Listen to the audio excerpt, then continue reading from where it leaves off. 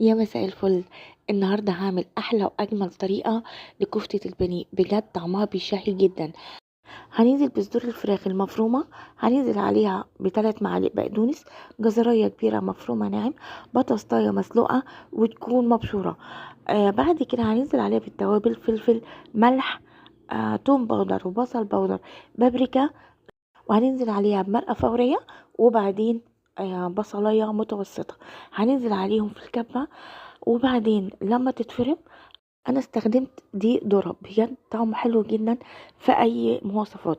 لو مش متوفر يبقى كورني فليكس او البقسماط العادي. وهننزل عليها، هنشكلها وهننزل عليها في اللبن، وبعد كده في البقسماط او في دقيق الذرة، وهنسيبها 5 دقايق في التلاجة، وبعدين هنحمرها تطلع بالجمال والطراوة والطعام دي. بجد اشوفكم على خير في وصفة تانية.